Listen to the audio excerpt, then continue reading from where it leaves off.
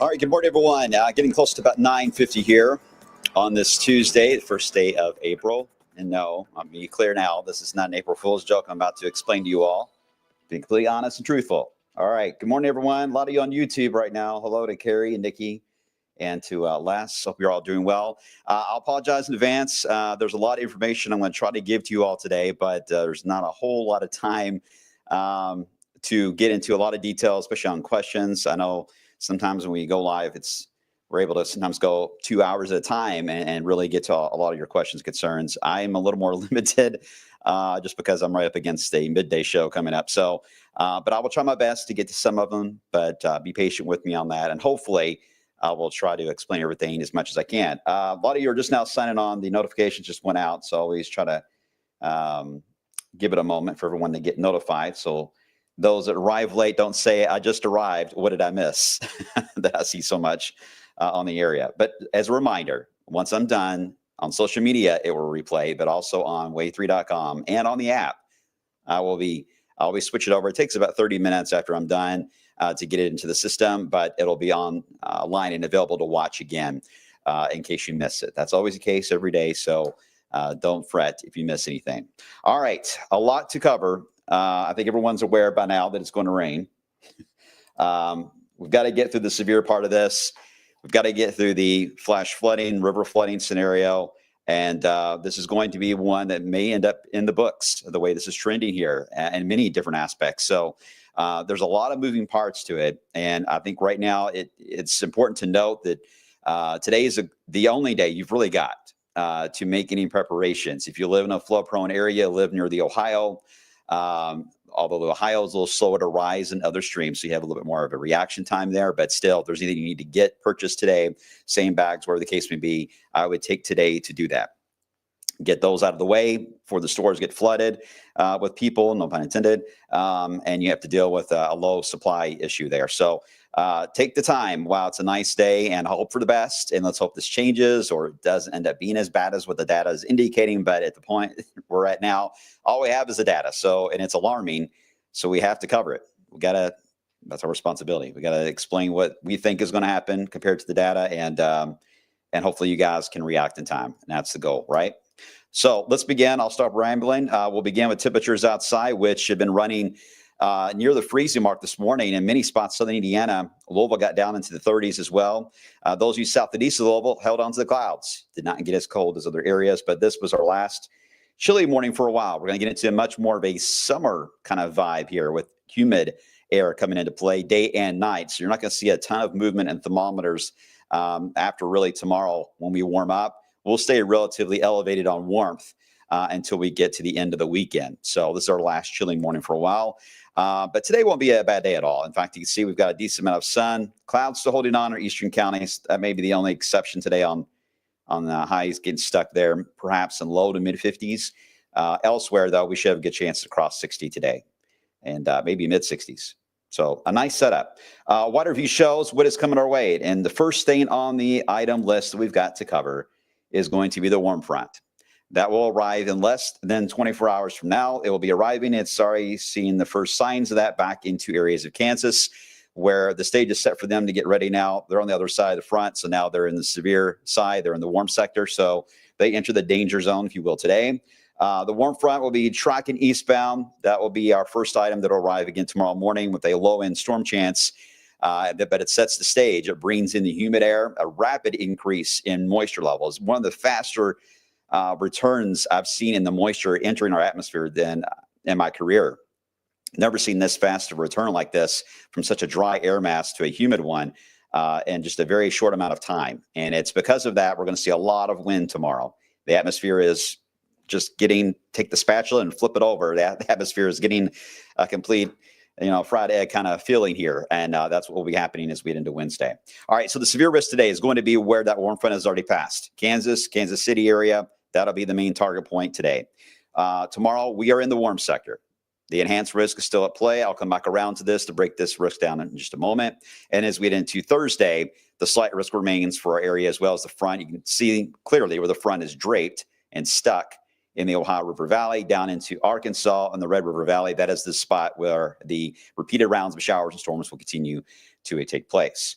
The severe risk continues after that. Again, I'll circle back around to that coming up. But going back to tomorrow's risk, again, the enhanced is out. They did trim our southeast counties just a slight bit. They did pull it back only because the front is going to stall. And I mentioned this yesterday. It comes in aggressively. The storms will move in aggressively. But then they just suddenly stop.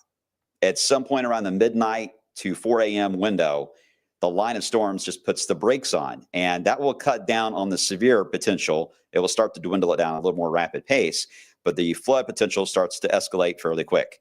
But where do the brakes get applied? Or when do the brakes get applied? That is the question that we have more of a challenge with than anywhere else, really, in the severe path of the system. Everywhere else, it's pretty self-explanatory. It moves in and moves on out. For our area, though, we're the exception where the brakes will be applied. And that's why the outlooks kind of change categories. And I'm sure there'll be some minor adjustments.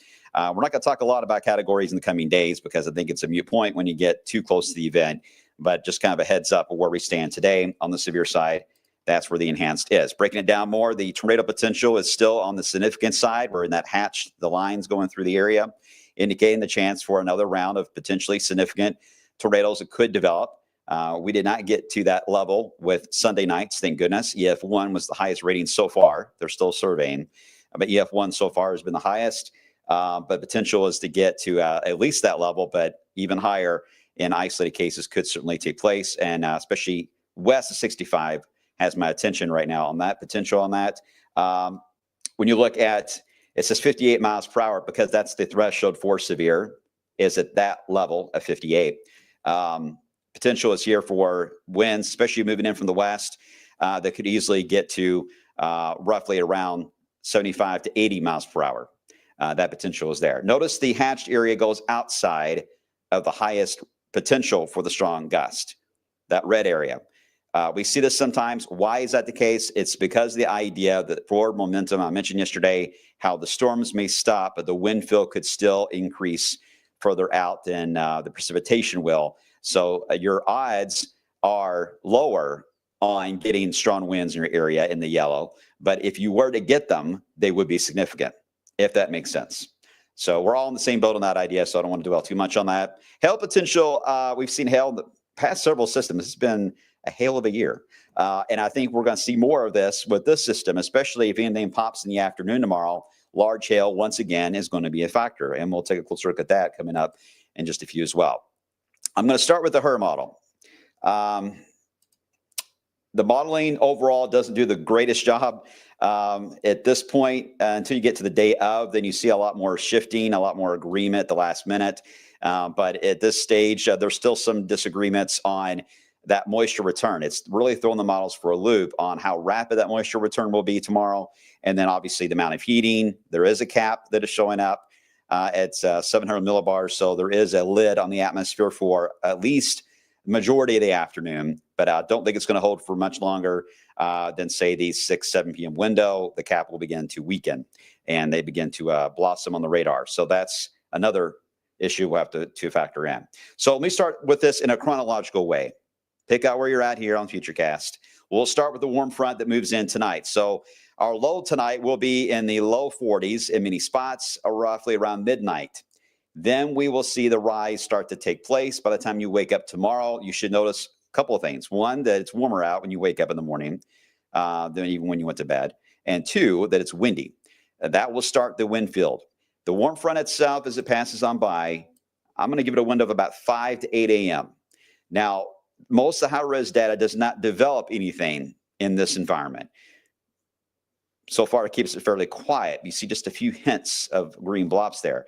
But we need to watch this because the signal is certainly quite strong for not only for damaging wind that could develop anything that forms, but large hail would certainly show up in some of those cells if they do form tomorrow morning. It's still a big if. I think right now we can only keep the chance at about 20%. It can't go much higher.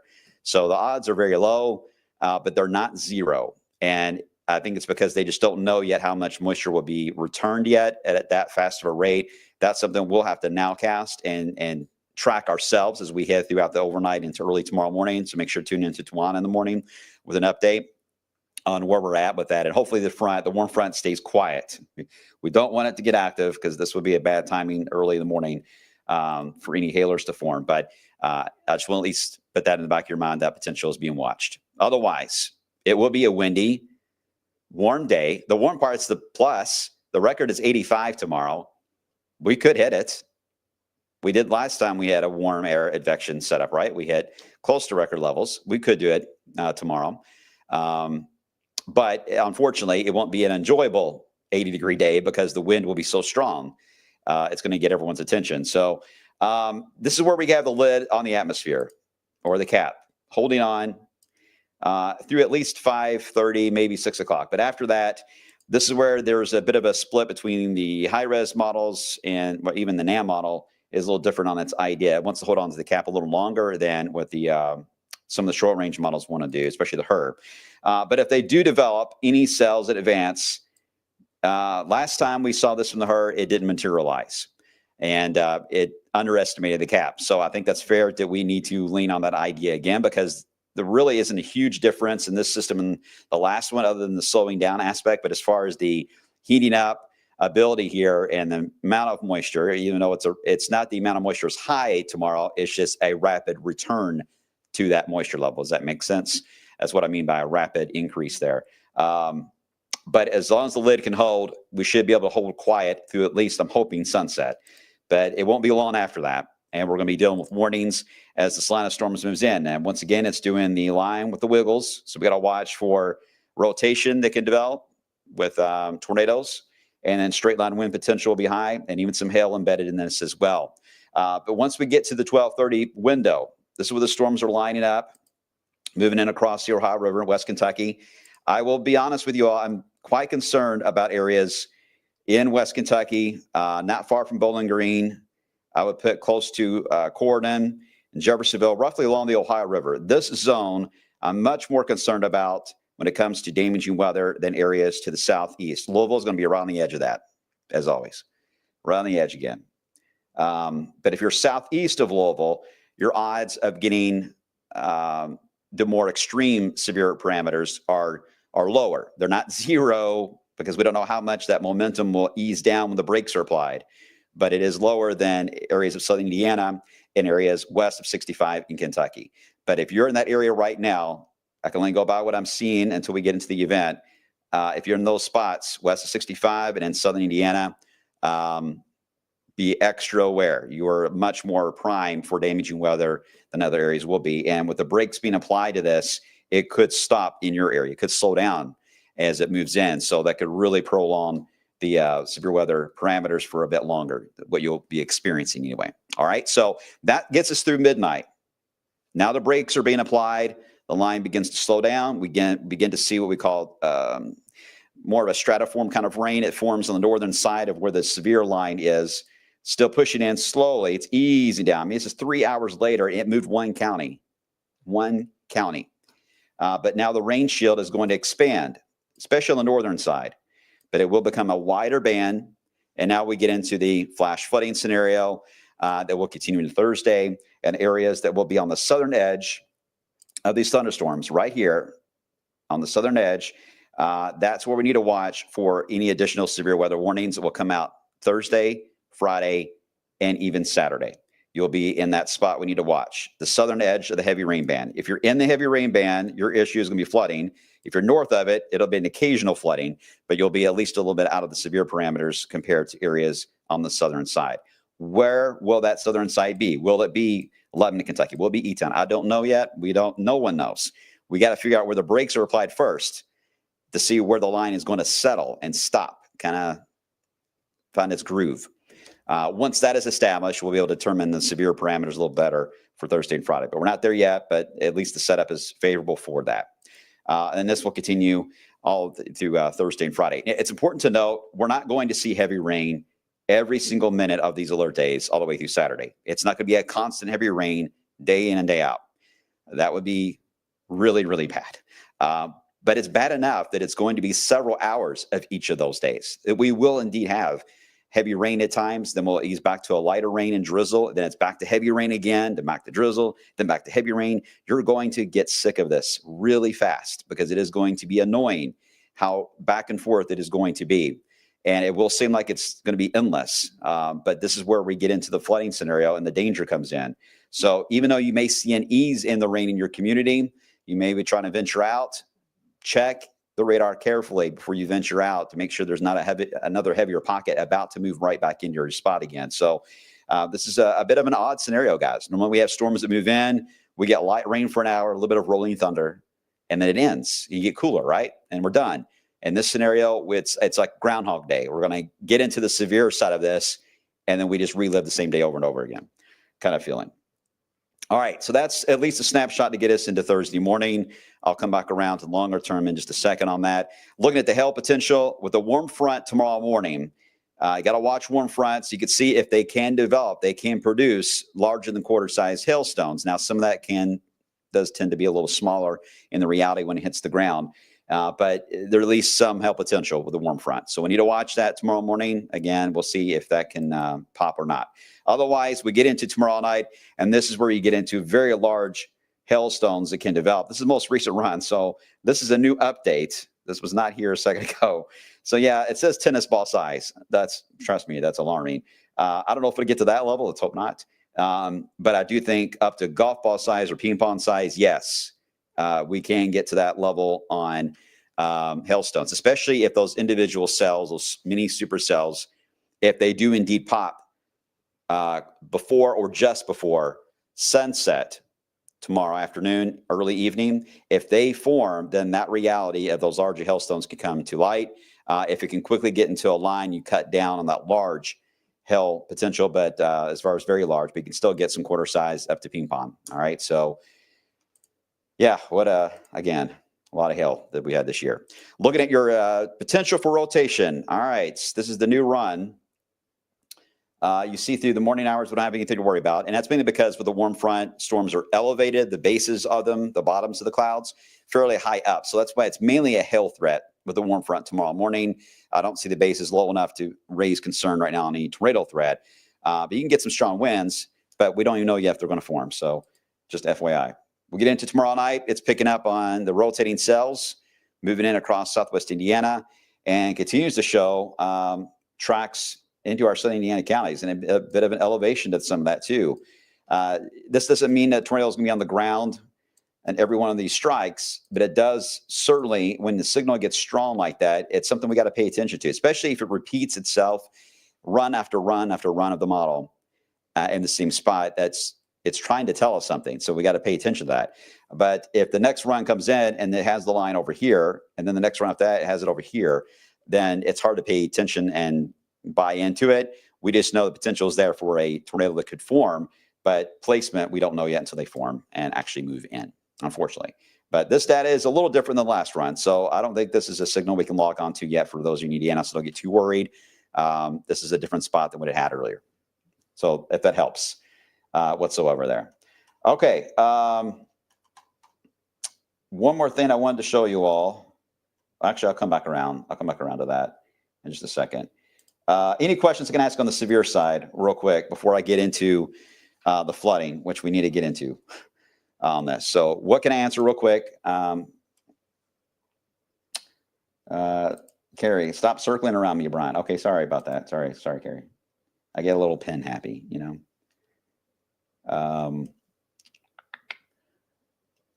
Let's see. I'm in the red. Okay. Hi, Patty. Do you think in there being a funnel clouds, the storms coming in, the strength and intensity and rotation? Yes. Easy answer on that one, Patty, is yes. There could be funnel clouds. Yes. Can you show a complete run over the couple of days? This run has a limit to it. I can't show beyond what I showed you already. Unfortunately, this particular one that I was just showing you hour by hour on the Futurecast, it stops there. So we got to wait until we get closer and it can see the whole event. The problem is this whole event is so many days long that it's normally we'd have one model run to cover a whole thing, right? Not in this case. Almost need 5 models to put together the whole picture of what will happen in a lengthy period of time. Not sure I've really faced that before. Okay, and Ashley, we are in a hatched area for tornadoes. Is that the line or the storms in the afternoon? That really would be, if anything pops before sunset, Ashley, yes, it would certainly be something significant, but even the line could have some significant tornado potential with it. And again, that's roughly the rating of about EF2 or higher is what the definition of that is. I'm not saying that is going to happen. It's just like we saw last time. We didn't get to that level, but the potential to get to that level was there. And it's the same with this. It's all about potential right now, not a will happen kind of thing. Tomorrow, if I'm saying that wording when I'm talking to you all at this time, then that's when we need to be concerned. If I'm actually saying that, but I'm not. I'm saying right now it's potential. Okay, so here's what we're going to do. A lot of you are on here. I'm going to do a recap again and come up at the end of this. But we need to talk about the most dangerous part of this. And you would think that would be the tornado side of this, or the hail, or the strong winds. It's not. It is going to be the flooding. That is going to be the big issue that we're going to be facing over the next few days. Give me 30 seconds. I'm going to get that loaded up real quick, and we're going to hash this out, and we're going to cover this in more detail. I'm going to get you all the way through the weekend, and maybe a little surprise that may move in at the end of the weekend. Yeah, I'll explain in 30 seconds.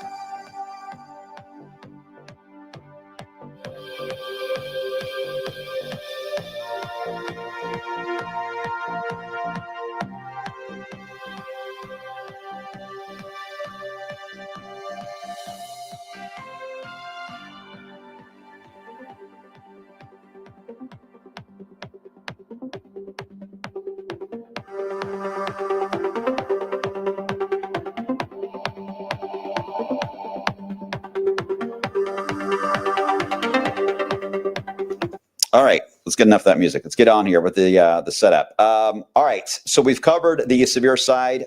It's worth mentioning that as we head into the Friday and Saturday window, I know this is going to be very exhausting, but we continue the severe risk for areas along the front on Friday and on Saturday. Saturday is the final wave. These are both slight risk, by the way. I just try to change the color up so you can see the difference between the 2 days. Saturday is the grand finale. It is the main low. We'll finally grab this front and yank it and pull it on out of here. But there could be some severe weather depending on the track of that low. Some models take it pretty far south, which would keep us out of the severe side, but keep us in a very heavy rain side, and maybe something, as I alluded to, of a surprise into the weekend. More north track would put the severe risk all the way up to at least southern Indiana on Saturday afternoon and night. So we are not done with the severe weather warnings. The tornado potential is not very high once we get beyond tomorrow night's setup, but it's not zero. It's just we cut down on the intensity of those tornadoes as far as the scale potential on them. It's more of a hail threat and damaging winds, what we call wet microbursts that can form even in some of these downpours that form Thursday, Friday, and Saturday. Remarkable how many days we're going to be under the threat, right? All right, so looking at rainfall, this is a big ordeal, guys. This is the rainfall grand total right now of what we're looking at. I'm not going to show you all the individual data runs right now because it gets overwhelming. So I'm just going to tell you what we're thinking. We've upped this from yesterday. It's now 8 to 12 inches of rain potential right along the Ohio River Basin.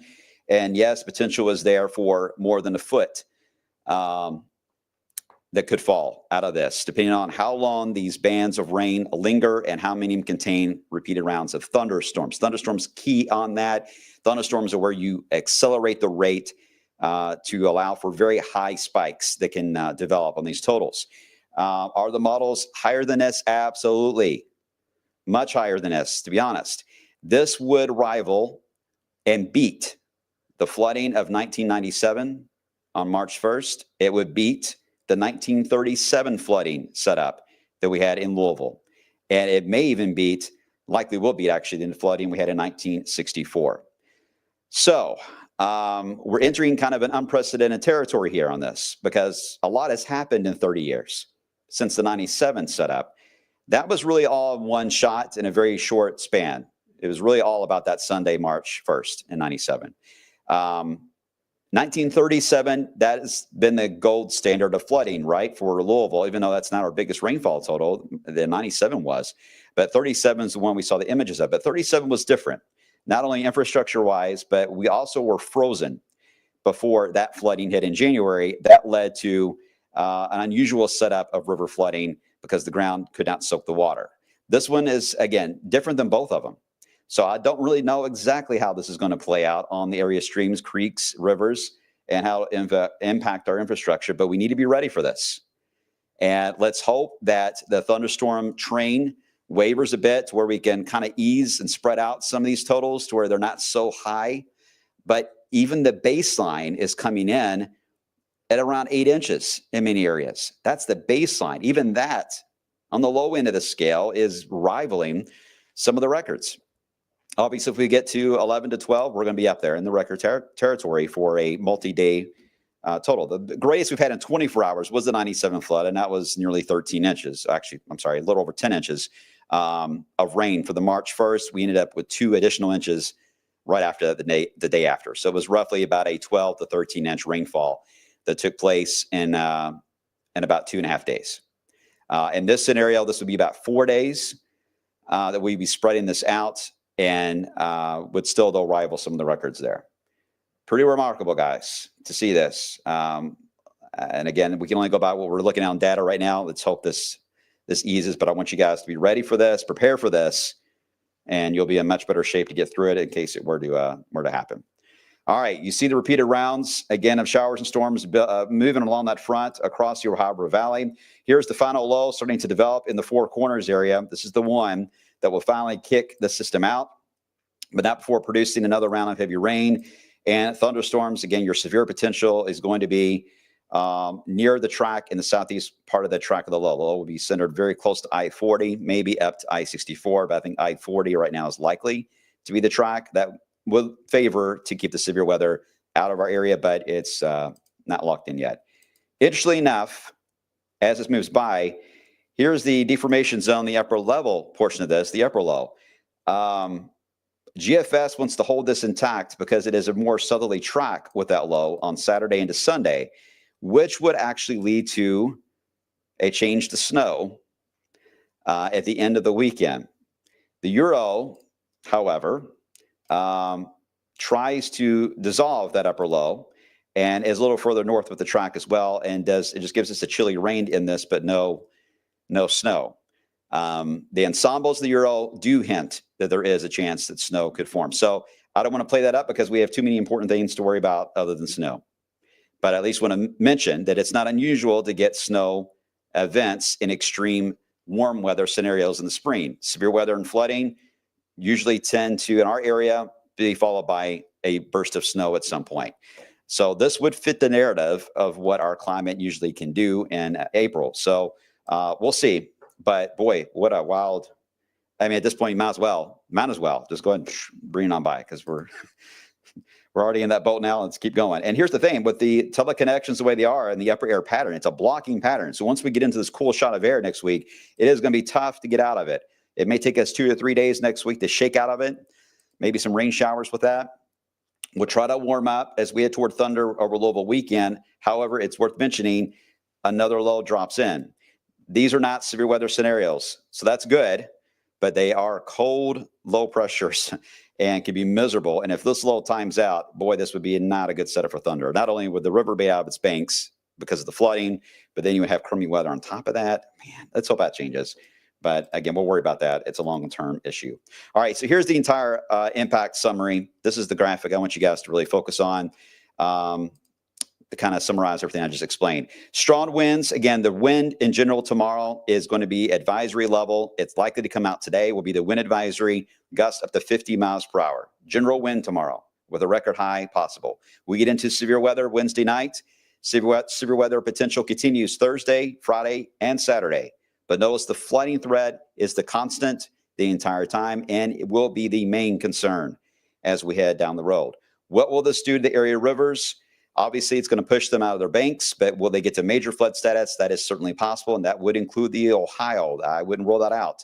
It all depends on how the rain falls and the basins that it falls into, but the river is going to go up, guys. And if you have impacts from rivers like this, you need to be weather aware. This is going to be an issue. So here we go with the entire 10-day. You see 60s and 70s. It's going to be mild. Again, not a lot of change day and night with a humid setup. But then as we get into Sunday, we get into the crummy weather and we chill back down. And then as we get into next week, there's the cool weather for at least the first part of the week for sure there. Okay. Are you guys good? Adam, last question to the, should we just stay out of our homes? Yeah, Chuck, I think so. Adam, do they postpone Thunder? They never have. And I don't think they would. I think it's rain or shine. They have to launch it. I think severe weather, as far as thunderstorms, would be the only thing that would probably change that, but that's never been the case before for them. Okay. All right, guys, I got to run. I didn't realize how late it was, but I at least want to touch base. I know what's a lot. It is a lot. I know. And I'm not trying to stress you all out. I'm not trying to scare you all. I'm not trying to hype things up. My goodness, I'm so sick of hearing that. We're not trying to hype things up. I can't help what the weather looks like, right? So you have no choice but to react to that and prepare. And the models have gotten really good, guys, over the past few years. They have bust at times, but they've gotten really good. So when they're all screaming the same thing, it's a bit overwhelming.